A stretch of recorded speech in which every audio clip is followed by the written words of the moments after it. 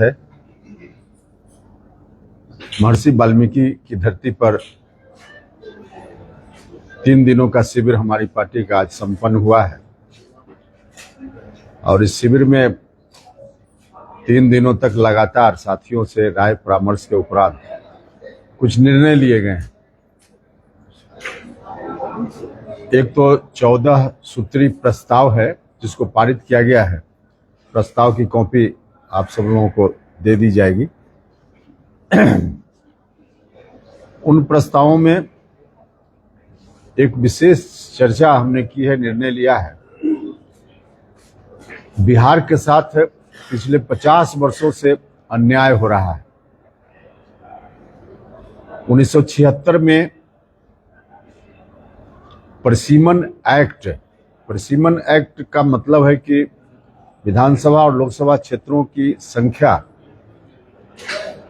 प्रत्येक 10 साल के बाद जो जनगणना होती है उसमें बढ़ी हुई संख्या के आधार पे सीटों का निर्धारण करने का प्रोविजन हमारे संविधान में है। 51 में हुआ, 61 में हुआ, 71 में हुआ, सीटों की संख्या बढ़ी क्योंकि हमारी जनसंख्या उस वक्त से लेकर 71 तक, मतलब आजादी के बाद से लेकर 71 तक बढ़ती रही। आज भी हमारी संख्या बढ़ी है, उसके अनुसार हमारे यहाँ सीटों की संख्या ज्यादा होनी चाहिए। लेकिन 1976 में डिलिमिटेशन एक्ट में संशोधन कर दिया गया और उस संशोधन के माध्यम से ऐसी व्यवस्था बना दी गई कि अब जनसंख्या के आधार पे सीटों की संख्या नहीं बढ़ती है। एक्ट में संशोधन करके रोक लगा दी गई संख्या बढ़ाने के मामला में। तो जो संख्या 1971 में निर्धारित हुई वही संख्या आज भी है, जबकि हमारा संविधान, मूल संविधान कहता है कि बढ़ी हुई संख्या के आधार पर सीटों की संख्या बढ़नी चाहिए थी।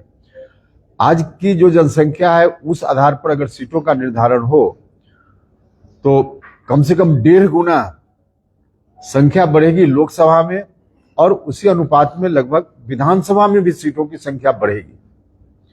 और लोकसभा विधानसभा में सीटों की संख्या बढ़ेगी तो जो SC ST वर्ग के लोग हैं उनकी संख्या भी स्वाभाविक रूप से बढ़ेगी। अनुसूचित जाति या विधानसभा में अनुसूचित जनजाति के लिए भी रिजर्वेशन है बिहार में, उनकी संख्या बढ़ेगी। लेकिन 76 में उस एक्ट में संशोधन करके हमारे साथ अन्याय हुआ है। बिहार के साथ उस वक्त जो अन्याय शुरू हुआ, आज भी अन्याय चल रहा है। 76 में 25 साल के लिए उस काम को रोका गया था, फिर बाद में फिर 25 साल उस अवधि को बढ़ाने का काम हुआ। अब 2026 में वह अवधि समाप्त हो रही है। उस वक्त फिर से परिसीमन जनसंख्या के आधार पर होना चाहिए। लेकिन साउथ के कुछ राज्य जिनका हित है संख्या नहीं बढ़ने में, वैसे लोग फिर से दबाव भारत सरकार पर बनाए हुए हैं कि उस अवधि को फिर आगे बढ़ा दी जाए और संख्या न बढ़े। तो यह जो अन्याय हो रहा है बिहार के साथ, उस अन्याय के खिलाफ हमारी पार्टी मजबूती से लड़ेगी। इस अन्याय के खिलाफ हम सब लोगों ने कार्यक्रम भी तय किया है। हम अब इस अन्याय को बिहार में नहीं होने देंगे।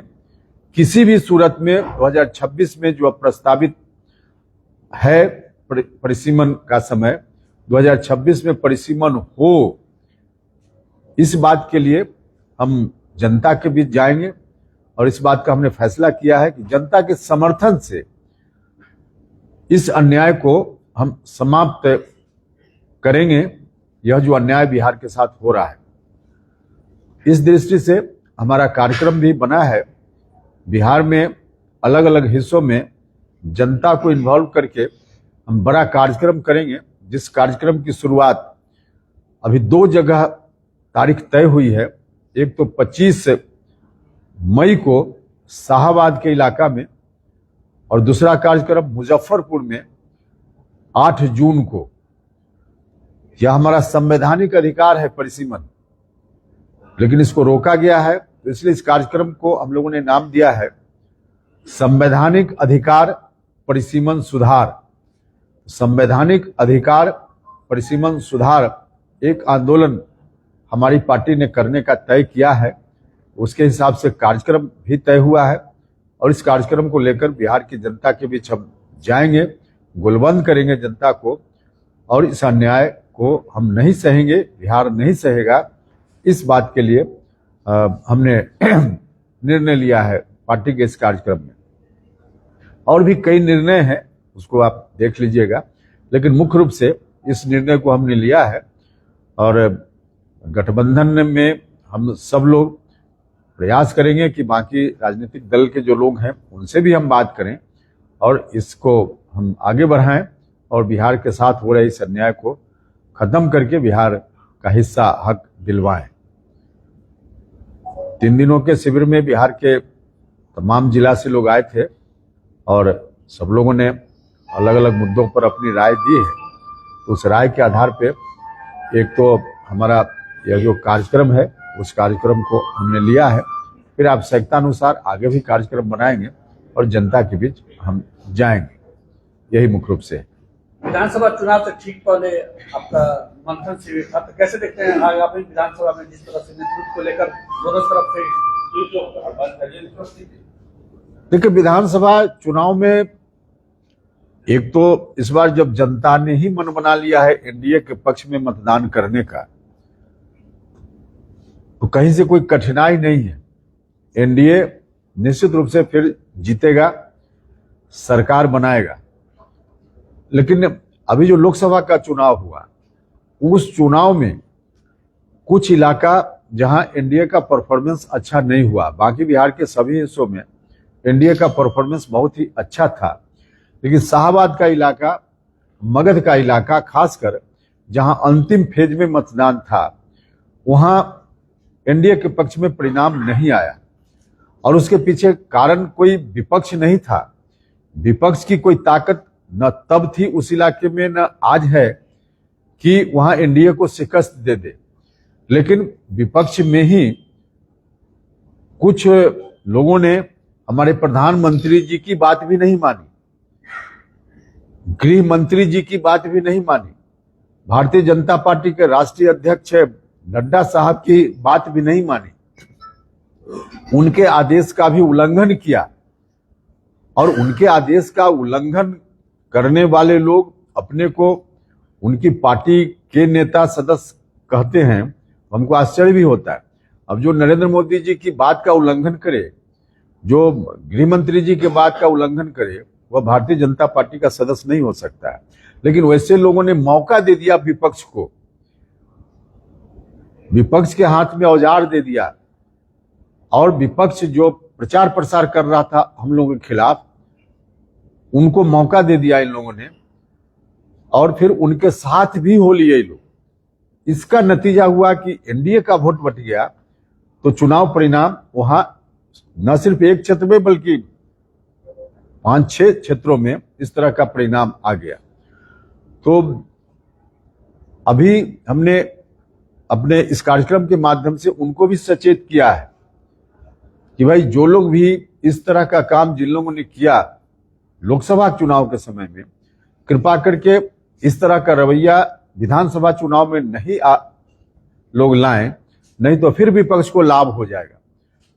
तो विपक्ष को लाभ देने का काम अगर एनडीए के लोगों ने नहीं किया इस बार विधानसभा में, तो कोई दिक्कत नहीं होगी, एनडीए जीतेगा और विपक्ष जो हमारे साथ वाले लोग ही फिर से उसी तरह का रवैया अपना देंगे, तो इसका नुकसान हो सकता है। हम यही मानते हैं। कितने सीटों पर दावा कर रहे हैं? मैं सीटों पर दावा जो कुछ भी हम करेंगे उसको जहां जिस टेबल पर बोलना होगा, जिस मोर्चा पर, वहां बात रखेंगे। यह जगह उपयुक्त नहीं है। लेकिन 2015 में जो जितनी सीटों पर पार्टी लड़ी थी, उस तरीके की उतनी सीटें नहीं थी, उससे कम आगे नहीं, उसमें कम होने और आगे होने की बात नहीं है। जो भी तय होगा हम बताएंगे, अभी उस पर बात करना बाकी है। जब तक बात नहीं होगी तब तक कैसे बताएं। माने जी 25 सीट मांग रहे हैं सर। उससे कम ज्यादा? मांझी जी कुछ, देखिए मांझी जी से तो आप लोगों के मित्र साथी ही, मीडिया के लोग ही कुछ कहकर उनसे कुछ कहवा लेते हैं, इसलिए इस तरह का स्टेटमेंट मांझी जी दे देते हैं। चिराग भी बोले हैं सर 40 से कम नहीं मानेंगे। अब देखिए दूसरे लोग जो भी बोल रहे हैं उनका विषय है, हमारा विषय है, हम उसके बारे में बोलेंगे। कोऑर्डिनेशन कमेटी की बात लगातार होती रही है और खास करके एनडीए के कई ऐसे घटक दल हैं जो इसकी बात करते हैं, क्या इसको लेकर के भी कोई चर्चा हुई थी कि एनडीए? देखिए कोऑर्डिनेशन एनडीए में हो, इस बात का आग्रह सबसे शुरुआत में हमने ही किया था और उसके आधार पे कोऑर्डिनेशन अभी बहुत अच्छा है। आप लोगों ने देखा भी होगा कि बिहार के सभी जिलों में एनडीए का सम्मेलन हुआ है, सभी पार्टी के लोगों ने मिलकर किया है, तो कोऑर्डिनेशन ठीक से आगे भी चले, इस बात की शुरुआत हो गई है। तो मुख्यमंत्री का चेहरा कौन होगा सर आपकी तरफ से? नहीं, हमारे तरफ से का क्या मामला है, मुख्यमंत्री का चेहरा एनडीए की तरफ से होगा और उसके लिए पहले से मालूम है कि नीतीश कुमार जी के नेतृत्व में चुनाव होगा और नीतीश जी मुख्यमंत्री होंगे। तेजस्वी यादव को लेकर कांग्रेस में कभी हाँ कभी ना है, तो कैसे देखते हैं कि तेजस्वी यादव विपक्ष का चेहरा हो सकता है? देखिए विपक्ष का चेहरा, एक तो है कि विपक्ष को कोई मौका ही नहीं मिलने वाला है, इस बार चेहरा कोई बने कोई फर्क नहीं पड़ता है, सरकार उनकी नहीं बनेगी, सरकार एनडीए की बनेगी। लेकिन विपक्ष में भी स्वार्थ के आधार पे मिले हुए लोग हैं, उनका गठबंधन है, तो जहां स्वार्थ के आधार पर होगा तो इसी तरह से चलेगा जैसे चल रहा है। और वाकई मुख्यमंत्री पद की योग्यता, क्षमता, दक्षता, क्या लोगों के बीच जाकर मौका मिले तो काम करे, इसके लिए जनता का भरोसा, उस रूप में तेजस्वी जी का नाम नहीं आता है। पार्टी है, बिहार के मतदाताओं के बीच एक खास वर्ग में समर्थन है, इसलिए उनकी पार्टी है, ताकत भी थोड़ी है, अब इससे इनकार नहीं करते हैं। लेकिन मुख्यमंत्री के रूप में जिस रूप में होना चाहिए नहीं उनका चेहरा है, इसलिए तो कभी कांग्रेस पार्टी के लोग, गठबंधन में दूसरे दल के लोग अभी तक सहमत नहीं हो पाए हैं, उसका मूल कारण यही है। सर इस बार प्रशांत किशोर भी मैदान में है, उसके अलावा हिंद सेना एक पार्टी सुदीप लाडे जी की आई है, कितना असर पड़ेगा इसका? आप इलेक्शन कमीशन का रिकॉर्ड देख लीजिए, 100 पार्टी मिल जाएगी, 100 पार्टी बिहार में मिल जाएगी। हाँ, बिहार के बारे में हम करें, हम देश भर की बात नहीं करें, 100 पार्टी बिहार में रजिस्टर्ड है, जो मिल जाएगी उसकी सूची इलेक्शन कमीशन के साइट पर चली जाएगी। जाति जनगणना करा के लोगों को भरमाया गया। जाति जनगणना कराना बहुत ही आवश्यक था, तो जाति जनगणना बिहार में आज की सरकार ने करवाया है, और ऐसा नहीं कि कोई एक पार्टी या कुछ लोग, जाति जनगणना हो इसके लिए बिहार में मतलब सभी दल के लोगों ने समर्थन किया है, सर्वसम्मति से विधानसभा में प्रस्ताव पारित हुआ है, तो इसलिए सब दल के लोगों ने चाहा है, तो राज्य की सरकार ने किया है। सर जो साजिश सर पिछली बार आपके साथ हुई, नीतीश जी के साथ बीच में हुई, जनता जानती है, यदि इस बार होती है क्या विकल्प खुले हुए हैं महागठबंधन के लिए? नहीं, ऐसी साजिश अब लोग क्यों करेंगे? देश का चुनाव था, लोकसभा, तो कहीं एक जगह उस तरह की स्थिति आई, फिर भी सरकार बन गई दिल्ली में, क्योंकि देश भर से चुने हुए सांसदों को तय करना होता है कि दिल्ली में सरकार बने, उनके बहुमत के आधार पर सरकार बनती है। बिहार में जो चुनाव होना है उसमें बड़ा हिस्सा शाहबाद का इलाका है, मगध का इलाका है, जहां इस तरह की स्थिति हुई। बिहार के किसी भी हिस्से में इस तरह की चूक कोई जानकर करे या अनजाने में करे, उसका नुकसान बहुत ही हो जाएगा, एनडीए को और विपक्ष को लाभ मिल जाएगा।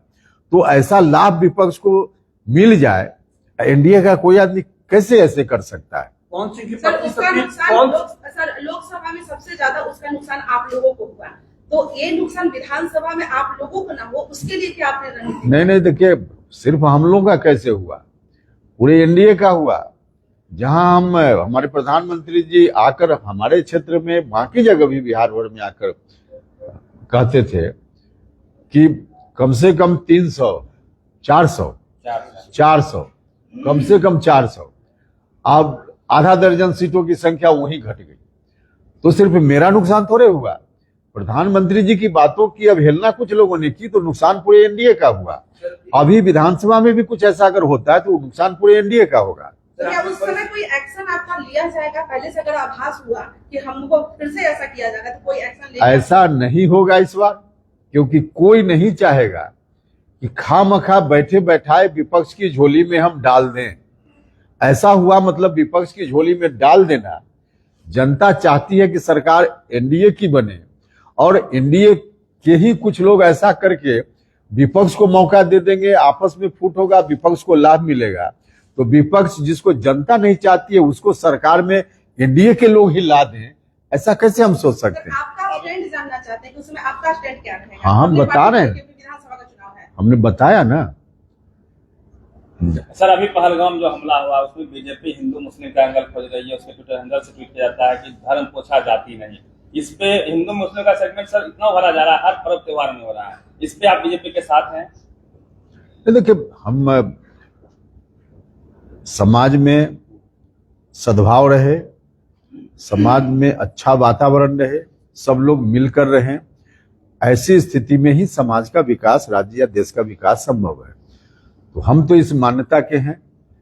और जहां तक आप बीजेपी की बात कर रहे हैं, हमारे प्रधानमंत्री जी ने कभी ऐसा नहीं कहा।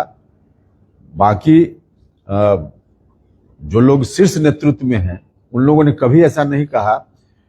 हमारे प्रधानमंत्री जी या भारत की सरकार जो लोग काम कर रहे हैं उसमें कहीं भी ऐसा नहीं है कि हिंदुओं के लिए सिर्फ काम करना है, कोई योजना आई है तो सिर्फ हिंदू के लिए, मुसलमानों के लिए नहीं, सबके लिए काम हो रहा है। तो मैसेज सरकार की ओर से जो काम हो रहा है उसका यही है कि मिलजुल कर चलना है। लास्ट सवाल सर, काराकाट से पवन सिंह की पत्नी ज्योति सिंह भी चुनाव लड़ने वाली है, तो लगता है कि आप एनडीए की उम्मीदवार हो सकती है? देखिए, हमको ऐसा नहीं लगता। वो हमारे यहाँ भी आई थी और पार्टी में भी गई, और मेरी जानकारी यदि सही है तो विपक्ष की पार्टियों के जो नेता हैं उनके यहाँ भी जा रही है। तो उनकी व्यक्तिगत जो इच्छा हो, तो स्वतंत्र है हर आदमी चुनाव लड़ने के लिए, वो एक अलग विषय है। लेकिन एनडीए में ऐसा अभी तक तो मुझको नहीं लगता। सर बौद्ध मंदिर पे सर आपने अपने संसद में भी कहा था अभी भी धरना जारी है, क्या आप कहेंगे? देखिए, बौद्ध मंदिर के बारे में भी हमने जो 14 सूत्री प्रस्ताव लिया है उसमें यह भी एक विषय है। एक टेम्पल है बौद्धिस्टों का, जहां बहुमत जो वहां मैनेजमेंट की कमिटी है उस कमिटी में बौद्धिस्टों का बहुमत नहीं है, और इसके लिए एक्ट है, बोध गया टेम्पल एक्ट बिहार में। उस एक्ट में ही प्रोविजन है कि जो 9 लोग होंगे उस कमिटी में, उसमें 4 हिंदू होंगे, 4 बौद्धिस्ट होंगे, और 5वां जो अध्यक्ष होगा वह उस जिला का कलेक्टर, जो भी कलेक्टर जब रहे वह होगा। तो कलेक्टर भी अमूमन हिंदू ही होते हैं सामान्य तौर पे, मतलब हिंदू भाइयों का ही वहां बहुमत हो जाता है। बौद्धिस्ट लोग जो दुनिया भर के हैं उनका कहना है कि इसका मैनेजमेंट हमारे हाथ में दे दीजिए। हमारी पार्टी बौद्धिस्टों की इस मांग का पुरजोर समर्थन करती है। अब लाखों टेम्पल सनातन भाइयों का है, हम सनातन भाइयों से आपके माध्यम से हाथ जोड़कर प्रार्थना करते हैं कि भाई लाखों टेम्पल है तो मैनेजमेंट वहां आप कीजिए ना, कर ही रहे हैं। एक टेम्पल जिसका संबंध न सिर्फ हिंदुस्तान से बल्कि दुनिया भर से है, दुनिया भर के लोग वहां आते हैं, तो एक टेम्पल लोग कह रहे हैं बौद्धिस्ट लोग कि हमारे हाथ में नियंत्रण के लिए कमेटी पूरे तौर पे दे दीजिए। तो इसमें ऐतराज नहीं करना चाहिए और खुशी खुशी सनातन भाइयों को सौंप देना चाहिए। एक्ट में इस आशय का परिवर्तन होना चाहिए कि वहां बौद्धिस्ट लोगों के हाथ में ही वहां का मैनेजमेंट जाए, दूसरे धर्म के लोग न रहें। सर फूले फिल्म का विरोध हो रहा है, आपने फूले साहब ने कहा था कि उनकी जन्मदिन को। देखिए, फूले फिल्म हमने देखी नहीं है, देखने के बाद भी ही हम कुछ बता पाएंगे कि उसमें क्या है, किस बात को लेकर ऑब्जेक्शन लोग कर रहे हैं। लेकिन कई बार ऐसा होता है कि लोग खामखा किसी बात को जाने बिना या तो विरोध करने लगते हैं या समर्थन करने लगते हैं।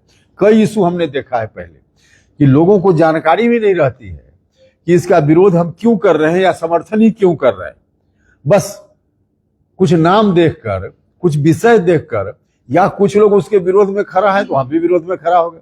कुछ लोग समर्थन में है तो हम भी समर्थन में खड़ा हो गए। हम उस तरह से नहीं हो सकते ना, हम जरा फिल्म को देखेंगे और तब उसके बाद ही बता पाएंगे कि इसमें क्या करना चाहिए। सर कितना सीटों पर लड़ने की तैयारी कर रही है? वो तो सवाल हो गया आप।